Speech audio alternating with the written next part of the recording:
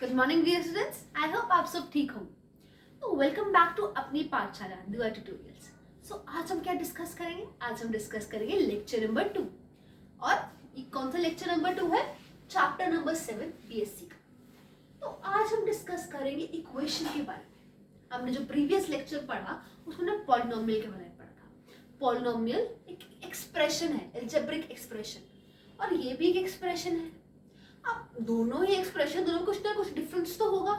इसमें भी a b c x y z 1 2 3 variables और कांस्टेंट्स आते हैं, और उसमें भी आते थे। अब हमने पॉलिनोमियल में सिर्फ ये वाली चीज पढ़ी थी, that is the left hand side, ठीक है ना। ये वाली चीज पढ़ी थी, सिर्फ a b c x y z. हमने ये इक्वल टू जीरो तो पढ़ा ही नहीं।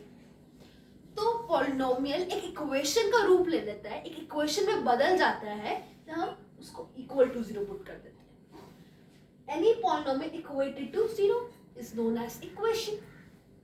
ये हमारे पास जनरल इक्वेशन है, ठीक है। अब हमने पढ़ना है, इक्वेशन की बात आती है, इसमें ए नॉट जीरो है, नॉट इक्वल टू जीरो। अगर ये जीरो हो जाएगा तो इक्वेशन तो खत्म ही हो जाएगी। तो ये एक जो ए नॉट है वो जीरो नहीं होता, क्योंकि मल्टीप्लाई होगा तो जीरो हो जाएगा।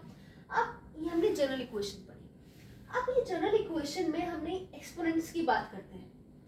n आएगा, n-1 आएगा, n-2 आएगा।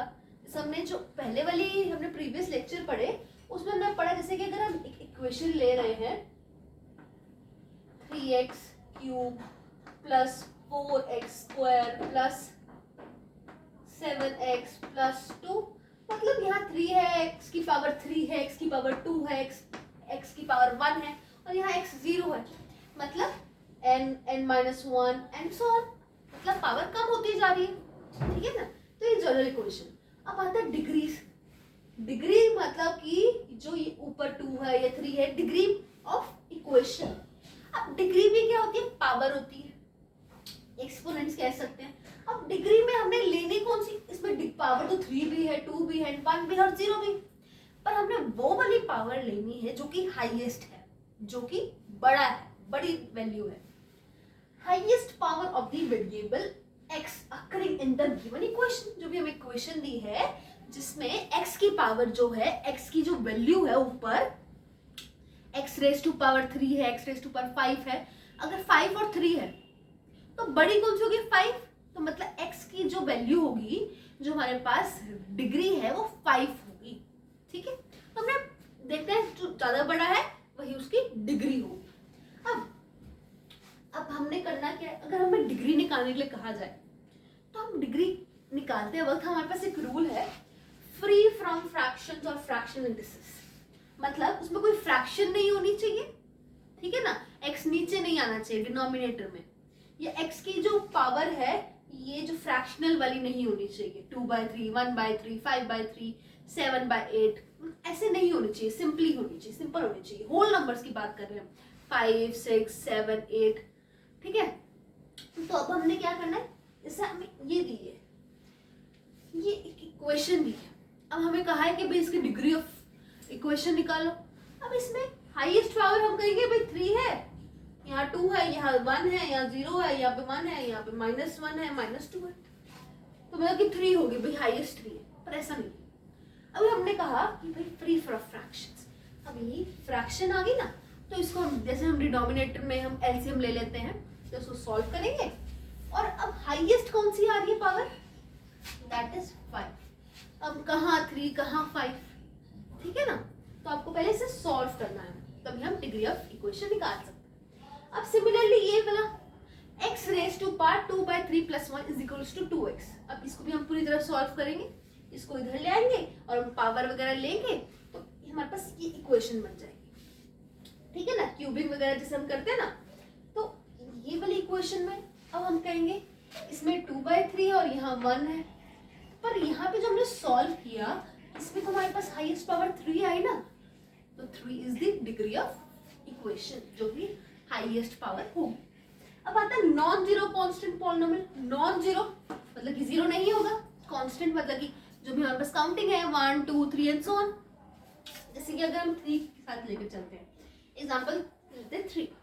अब ये नॉन जीरो जीरो के इक्वल नहीं है और एक कांस्टेंट भी है, पॉलिनोमियल है। अब ये इसकी पावर कितनी, इसकी हमने डिग्री निकालनी। हम डिग्री देखते किसकी है, वेरिएबल की तो देखते हैं, एक्स के ऊपर है तो देखते थे ना एक्स के ऊपर आया क्या है। अब यहाँ पे इसको हम इस तरह से लिख सकते हैं ना, 3 को हम ये लिख सकते हैं ना, 3x रेज टू पावर 0, किसी की भी पावर 0 मीन्स 3। यहाँ पे किस x की पावर 0 है यानी कि 1, x raise to power 0 is 1, तो इसको यहाँ पे 3 आएगा ना, किसी की पावर अगर हम 0 ले रहे हैं तो 1 आता है। अब तो हम क्या कह सकते हैं, जो नॉन कांस्टेंट पॉलिनोमियल है उसकी डिग्री कितनी होती है, 0, ठीक है ना।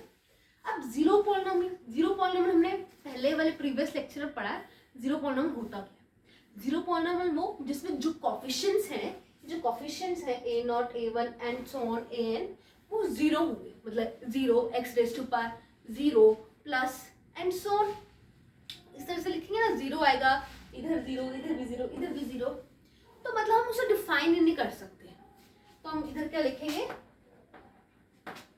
Not defined. अब हमारे पास कुछ ना नेम्स हैं, अब हमने इक्वेशंस की डिग्री तो पढ़ ली, अब उनके स्पेसिफिक नेम भी हैं, हम वो पढ़ेंगे।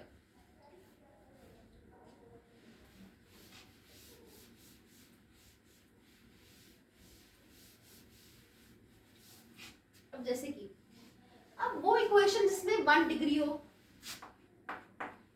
कि भाई सिर्फ हाईएस्ट डिग्री, जैसे कि ये चीज हमारे पास सिर्फ ये दिया हुआ है, एग्जाम्पल लेकर चले जैसे कि 3x, ठीक है, इसकी डिग्री 1 है, तो इसे हम लीनियर कहते हैं, लीनियर इक्वेशन। सिमिलरली अगर वहां पर 2, जैसे कि 3x² प्लस x प्लस 1, यहाँ हाईएस्ट डिग्री के 2, इसे हम क्वाड्रेटिक इक्वेशन कहते हैं, ठीक है। अब आता है 3 जैसे कि ये वाली ही होगी, इसे हम क्या कहते हैं, क्यूबिक, ठीक है ना। फोर्थ को जिसमें 4 डिग्री हो, फॉर एग्जाम्पल ये वाला पार्ट नहीं है, सिर्फ ये वाला पार्ट है, इसमें हाईएस्ट डिग्री 4 होगी, तो उसे हम कहते हैं बाई क्वाड्रेटिक, और इसे हम क्वाड्रिक भी कहते हैं, क्वाड्रिक इक्वेशन, ठीक है ना। तो ये थे हमारे पास इक्वेशन और डिग्री ऑफ इक्वेशन। अगर आपको ये वीडियो अच्छी लगी हो तो please share with your friends. Thank you.